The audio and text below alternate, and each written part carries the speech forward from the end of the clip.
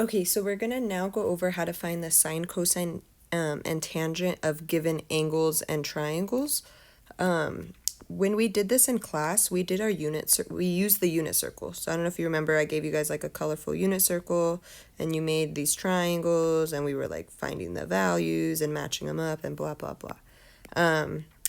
That's how I would do it if we were still in class. We would continue to use that unit circle, but unfortunately we are not in class. But I try to condense it down as much as possible. So basically they want the sine, cosine, and tangent of this angle. So we've dealt with these. I'm going to go ahead and write my ratio. So I know that the sine of any angle is y over h. And this is from the previous slides. I'm going to go ahead and just fill in all of these. So the cosine of any angle is x over h, and the tangent of any angle is y over x. Now, when you label it, you're basically going to label this triangle. You want to label your y, x, and h. Your y is going to be vertical like the y-axis. So if you think of a graph, your y-axis is this straight up and down line.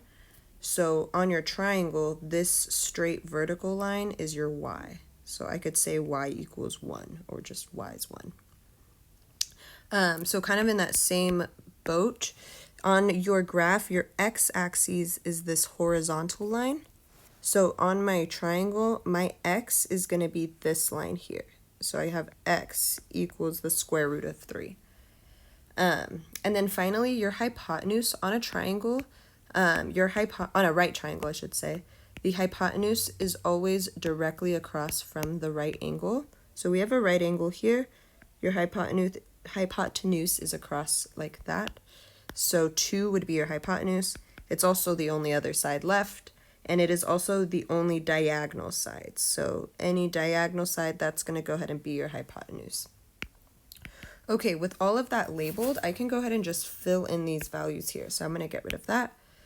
I'm going to have the sine of, and then instead of any angle, I want to put what this angle is here.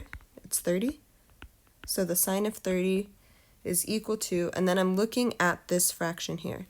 So I see, okay, the sine is equal to y over h. So my y is, then I go over to my triangle, my y is 1 over my h, 2. And that would be your answer there. The sine of 30 is 1 over 2. Okay, let's go ahead and do the next one. So the cosine of 30 is x over h. So going to my triangle, my x is the square root of 3 over h, which is 2. So the cosine of 30 is square root of 3 over 2. And I'm fine with you leaving these as fractions. It's actually a lot more common to see them written as fractions, so leave them as fractions, please.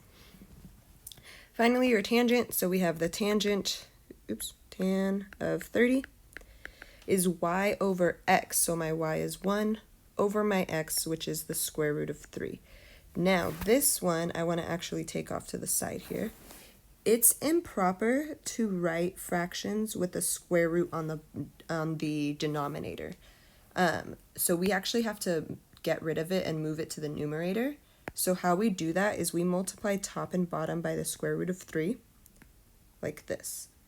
And this is legal because it's like we're doing the square root of 3 over the square root of 3. Whatever you do to the bottom, you have to do to the top. This is essentially like multiplying it times 1.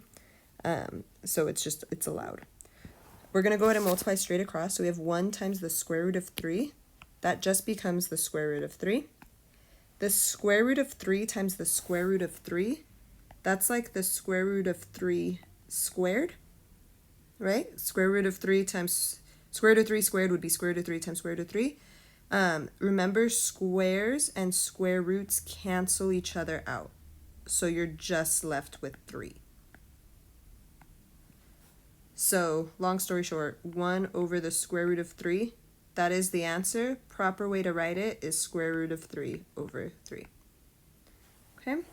And then these are your 3 trig values. The sine of 30 is 1/2. The cosine of 30 is square root of 3 over 2. And the tangent of 30 is square root of 3 over